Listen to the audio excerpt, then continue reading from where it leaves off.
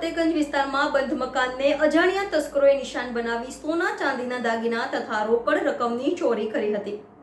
વડોદરા શહેરના ફતેગંજ વિસ્તારમાં ગોદરેજ હોલની બાજુમાં આવેલા મકાનમાં રહે છે। ગત તારીખ 26 મે રવિવારના રોજ તેઓ મકાન બંધ કરી પરિવાર સાથે દાહોદ ખાતે ગયા હતા અને ત્યારબાદ ગઈકાલે સતીશ શર્મા બપોરના ઘરે પરત આવતા તેમના ઘરનું તાળું ખોલીને ઘરમાં પ્રવેશ કરતા તિજોરી ખુલ્લી હાલતમાં નજરે પડી હતી, જેને લઈને તેમણે પોલીસને જાણ કરતા ફતેગંજ પોલીસ ઘટના સ્થળે પહોંચી હતી, જ્યાં ફરિયાદીના ઘરની તિજોરીમાં મૂકેલા રોકડ રૂપિયા 1.5 લાખ અને સોના ચાંદીના દાગીનાની ચોરી થઈ હોવાનું સામે આવ્યું હતું। Reporter Rahul Rajput, van news, Vadodara.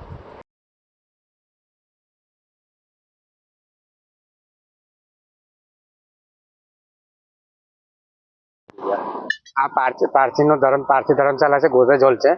તમારું રૂમ હતું, એમાં સાહેબે અમને ટેમ્પરરી આપ્યું હતું અમને અહીં રહેવા માટે।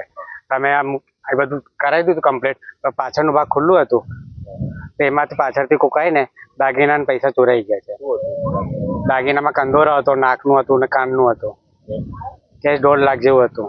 ક્યાં ગયા હતા બંધ મકાન કરીને? ગામડે ગયા હતા લગ્નમાં છે।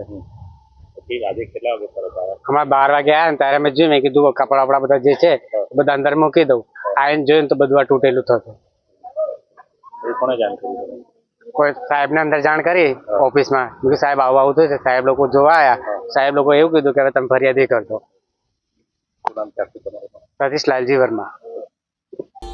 Subscribe now and press the bell icon.